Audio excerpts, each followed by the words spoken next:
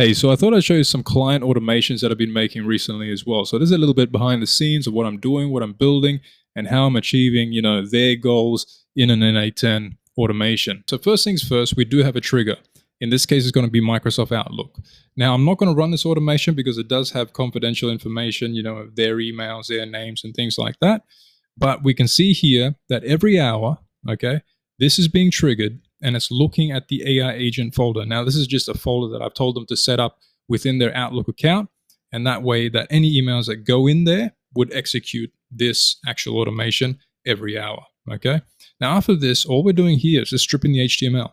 We want to clean out the data, okay? So that by the time our large language model, our AI model receives this information, it is clean, okay? There's less tokens, less characters. We have clean structured data. We're not giving it, blocks of text, 3,000 words or something like that. We're just giving it snippets, okay? Which allows our agents, our LLM chains, whatever that we use, to reliably work with that data and output results a lot more consistently, okay? So here is just, I'm just using a simple set node. I'm just setting all the information that's coming from that email. I'm passing it along to an LLM chain, which is also hooked up with a parser. Okay, so I'm using the require specific output format, and that's allowing me to then put a structured parser right here. Okay, so we can just see this little bit of JSON right in here, and this is the information that I'm requesting for the actual agent or the LLM chain to output. Then we're getting all our events. So my clients here actually have a lot of events that are coming. Okay. And their actual calendar is like completely booked out. So we need to find what availabilities they actually have, right? When we use this to get events, that doesn't really help us too much because now it's like, well, okay, those events, those time slots already taken. But the problem with the Microsoft Outlook tool here is that we're actually getting the events, okay? So we're turning a limit of 100 right here. But this is a problem because, well, those times, those dates are already taken. So what are we going to do about that? Well, if we go over here, the default for Microsoft Outlook outputs it in UTC time zone, okay? So I'm just converting the time, all right, to the American New York time zone. I'm then, based on what events are already taken, okay, that now gives me a good indication of what's available as well. So based on, let's say, in their case, they're working from 9 a.m. to 4 p.m. from Monday to Friday. So using code, using a bit of JavaScript here, we can actually, give it the instruction of that as well. So we have here, we have workday start hour local at 9, okay, so just 9 a.m. And then we have the end, okay, which is 4 p.m., 1600 hours, okay?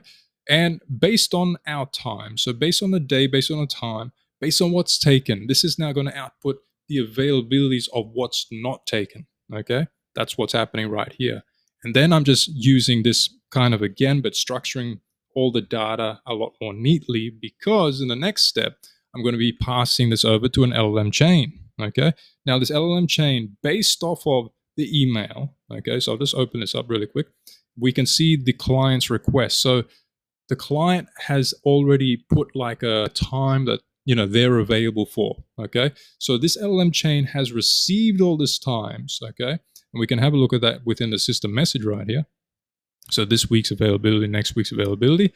Now, it's already received all these times, okay? Now, based on the client's request, let's say they said, oh, could we do Thursday at 2 p.m., okay? Now, the agent, the LLM chain, would actually be analyzing all the available dates, okay? So then based off the client's request, we can now pass it through, and then we have another LLM chain just up here. So what this is doing is just taking that actual initial email and the data from the email. So we can see here it's from who, whoever that may be, the time and date they've actually requested. And then over here in our system message, we're just, creating these start times and end times and everything like that. And then we're passing it over to a basic LLM chain here. So if we look at this really quick, we have the from. So the from, it's going to be the client in this case. We have the time and date that they've requested as well. Now, based off of that, now we can pass that information. And what this basic LLM chain is essentially doing is just creating a start time and an end time as well as an email, okay? The reason why we want that is because we're going to be passing that through a Zoom create meeting right here. Okay. So with the Zoom create meeting, this is, very, very simple, but how long is a meeting for? Well, they generally set them for 30 minutes, like all the time. So I've just hard coded 30 minutes in there, putting less, strain on the agents, on the LLMs. Okay. Not that it's hard for the LLM to put in 30 for, the duration. No, we're just requesting less of it. And the less that you can request from it, the more reliable things are going to be. And again, we have the time zone, which is just, America, New York. This is always going to be the same. Like, they live there, they work there. This isn't going to change too much, okay? And then we just have the start time. So the start time is what the actual LLM chain previously was creating based on the client's request, okay? And then we just have the topic, which is just, so we have the name of the actual, or the topic of the Zoom. Coming back here, now we're creating that event as well, okay? So we've already gone through, created the Zoom, okay? But now we want to create an event, okay? So, I mean, I know it's very standard, but the thing is here is this. We have the title, okay, the start time, the end time. So these are coming from the LLM chain, okay? We can see it right here, basic LLM chain, basic LLM chain. And then we have the additional fields. And within the description right here, I've just put the Zoom and the password, and again, the time zone for New York, okay? So I'm just taking that information from the Zoom, okay? So as we create that Zoom meet or meeting, whatever you call it, it's now outputting that information, the join URL and the password, and I'm just chucking it straight in here. And then after that, I'm using more JavaScript code here again. Now what we're doing is actually making all of this information from our events and everything like that, and actually creating like links, okay? Links that are going to be sent directly to clients' emails after this automation completes, okay? So we can see in here, it's just like a simple little system here, right? So we have the Outlook link, we have the Google link, and this is being created by this right here, okay? So if we actually look here, the reason why this actually can be a little bit challenging is because when you go to Outlook and you compose these links and everything, right? It depends, like, are they logged into their account or not? Are they using the mobile version, the desktop version, the web version, the app version? Google's a lot easier. Outlook is annoying as hell, like, in terms of all the link structure and everything that you have to kind of abide by. But essentially, what this is doing is creating those links, okay? And then we're just using a bit of HTML in here so that by the time that person receives it, they're not receiving this 5-sentence link, right? They just receive a beautiful little bit of text which just says add to Outlook calendar or add to the Google calendar. And then after that, we're just sending an email. So we're using my client's email to send an email back to the client with the information for the meeting, with the, all the details, okay? The Zoom links, the add to calendars, and so on and so forth. Then we're just sending a message to Telegram, which is going to be received by the client. And that's just to confirm that, okay, this email's been sent, and to who, and what did it say, and blah, blah, blah, blah. So I thought this one was kind of interesting, to show you, because we do use a lot of JavaScript code in here as well to clean things up, to make our LLM chains or just our AI models in general, put a lot less stress on them so that they can really reliably work for us and deliver reliable results, okay? And I think that's really important because I see so many people, relying way too much on an AI agent to deliver all these results, right? And they think like, why is this not working for me all the time? It's working now. I try it again in 5 minutes. The output is completely different. Well, this is a huge reason why, okay? So we're just putting less strain on them and essentially, breaking down the task into manageable little steps that they can essentially, always and reliably execute and output with reliable and good results. Now, for the second one here, this is for another client of mine. Okay, so what they wanted was to have all of these events. Okay, and they wanted, when I say events, I don't mean, get 5 events a week. They wanted hundreds upon hundreds of events. Okay, so you'll see right here, I have all these HTTP requests. Okay, and each one is being executed per day of the week. Okay, because these events were global. They weren't just something, they're sporting events, right? So it's like, things change, there's a new sporting event in Europe, there's a new sporting event in America, everywhere, per state, per country, and so on and so forth, right? So we needed to get all of these events in, okay? So we can see right here, I will be changing this to a scheduled trigger. This is just, during the actual planning phase before I hand it off to the client. But we're getting all the events. So we're doing the day 1 all the way to the day 7. I'm then merging all that information through. And you'll see all these HTTP requests are all connected here, okay? Because what's going to happen is, if I execute this right now, this is going to shoot over here and then go over here, okay, on this line, and then wait. Then it's going to execute the next and the next and the next, okay? And then when they're all done, then it's going to be passing through, okay? Splitting it out right here. And I mean, there's a lot of data coming in, I won't lie. There's a lot of data coming in right now. So I'm just actually just going to exit out of there so it doesn't bloody lag my browser. But after this, okay, so we're merging all the information through here. Okay, so you'll see a lot of data coming in. Like, look at my thing right here. You know, there's a lot of data. Now, after that, we're splitting it out, okay? I'm then just, you know, picking the things that I need. Okay, so we can see here I have the event, the date of the event, the sport, the venue, the league, and the time. And then I'm putting it through a switch. Okay, so sometimes I like to use a, what do you call it, a text classifier. Okay, but sometimes you don't even need that. It's like, why would I need that when a switch can work reliably based off values which are always reoccurring? Okay, so we can see in here, if I open this up, we'll have, well, this one is a Boolean. Okay, so it is true, and if it's true, then it's going to pass through. Actually, oh, yeah, they're all Booleans that I've set here. So basically what is happening here is I have many, many values in here, right? So we can see in this expression right here, the reason why I've set it to true is because if it's either English Premiership Rugby or the French Top 14 or the United Rugby Championship, you know, I don't even know these things, to be dead honest with you. If it is true, okay, it'll pass through there. And the same thing for this one here, for the hockey and the basketball and the football and so on and so forth, right? So based off of those, it's then going to be passing through here. Okay? And then we're creating all these events on a Google Sheet. Okay, so all of these events are being passed directly to a Google Sheet. Now, we also want to put them on a calendar. Now, what's the problem? Well, the problem is the actual times that come with it are in the, like the standard date format, right?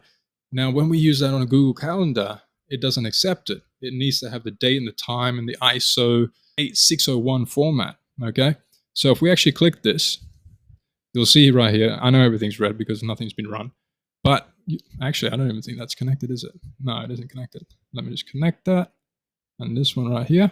So when we're in here, you can see that I put the start time and the end time. The start time is just the converted time, okay? The converted date and time, okay? Making it into that ISO 8601 format. And then I'm passing that through to the calendar so that all of that can be uploaded, because we can't just put a standard time in here. It just won't work, okay? It only accepts that time, because that time is also going to be and have the date and time included. Now for the end though, we don't actually get an end time from the sporting events, okay? But what I've set here is just 1 hour. Now, this doesn't even really matter, to be honest with you, because we're not really basing it off the schedule off of the actual event, okay? The end time doesn't affect us at all, okay? But what we do need, of course, is the start time. So that's being passed through. Then I'm just using 1 hour ahead from the start time to then be the end time, okay? And then here, I'm just using description, location, summary. Very simple, okay? So we're going to get all those events onto a Google Sheet. We're converting the dates, and then boom, they go up on a calendar, and everything's on a calendar as well, so that, you know, the whole team can overlook everything, what's going on. And then after that, so once we have all that information here, right, we're actually going down here, okay? And this is where we have different schedule triggers, okay? So this one would run first, and then this one would run, okay? And then this one would run right here. So what is happening with this one here, though, is that I'm generating a session ID, okay, because I'm not using a chat input. So I need a session ID. When you generate a session ID like this is just going to output a simple session ID just like your chat input would, okay? But since we can't use that because we're using a scheduled trigger, okay, we actually have to generate that with some simple JavaScript.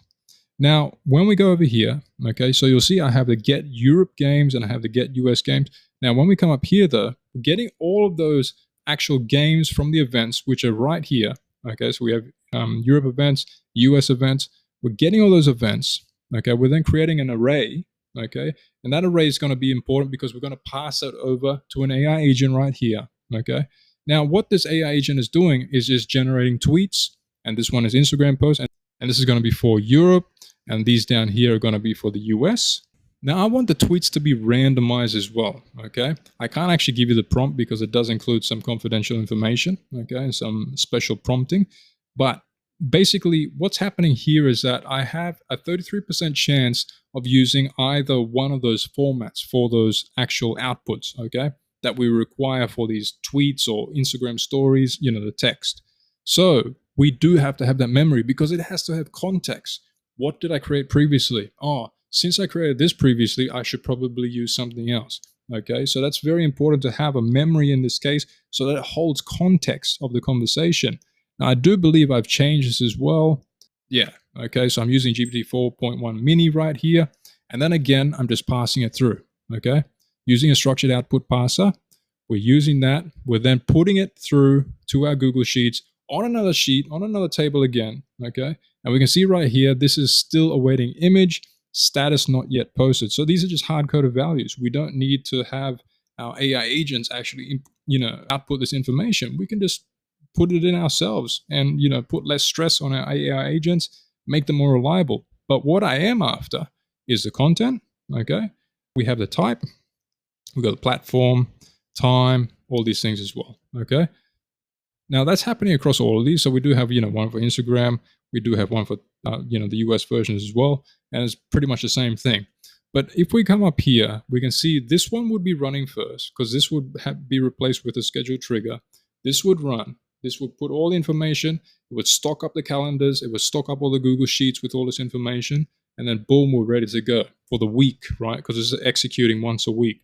Now, once this is done, this is then going to execute, okay? So this is going to be on a different time. We're not going to schedule them all at the same time. For instance, let's just say this one started at 12 a.m., okay? This one here might start at 1 a.m., okay?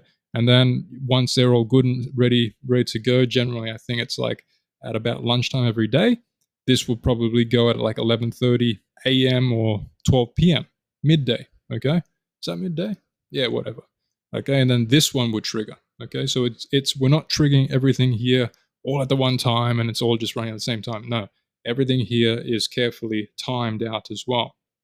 Now for the last one here, what this one here is as you saw before, we actually made all those tweets, those Instagram story text and output all that information, okay, all the hashtags and things like that. And then in this one right here, okay, we're getting all those actual tweets and Instagram story text posts, and then we're getting them all. We're setting the data, okay? So we're just putting here the content, the time, the platform. We check for today, okay? So is it coming from today? If not, well, don't pass it through, okay? But if it is, pass it through, and then based off of the platform that is, from this actual thing, put the Twitter ones up here and post to Twitter. And if it's Instagram, come over here and post to Instagram, okay? So we're just looping over the items, doing a little bit of a weight, and I like to put in weights in there sometimes as well because it's actually a good measure to take as well when you're using HTTP requests, okay? Because sometimes for some HTTP, for like, using APIs and everything like that, it can be fine. You could put like 5 requests a second, no issue at all, right? Some can go even more. But sometimes they only accept like 2 requests per second. Or they might receive only, want to do like 5 requests every minute or so, okay? So putting in a little wait node there, just to ensure that each little bit of, each little item is going to be passed through, is just a good safety measure as well, just to make sure that everything is going to work, the first time around. And that'll be the end of the video. So I know I couldn't really show you too much information here, but I tried to show you as much as I could and kind of explain the process for everything as well. But I mean, they are client projects and it's okay to show things like this in terms of, how things are built and things like that. A bit of a brief explanation, but in terms of actual data from the client, I can't show that and I won't show that. Okay. And that's not a request by them. That's just in respect to them. Okay. But anyway, the main takeaway that I really want to get across to you as well is just to put less strain on your AI agents, on your LLM chains, on your AI models, right? Give them less tasks, okay? So don't request them to do 20 different things or anything like that. If you can, make it a real simple task and just give them one, okay? Because you're going to get a lot more reliable results. You're going to get a lot better outputs, and yeah, everything's just going to work a lot better, and you're not going to rage at your agents when they don't perform as you want them to, okay? But I hope you learned something new today. If you want to join the school and learn a bit more with me, take some of the templates, everything, I'll be happy to see you there. But if not, I'll see you in the next video.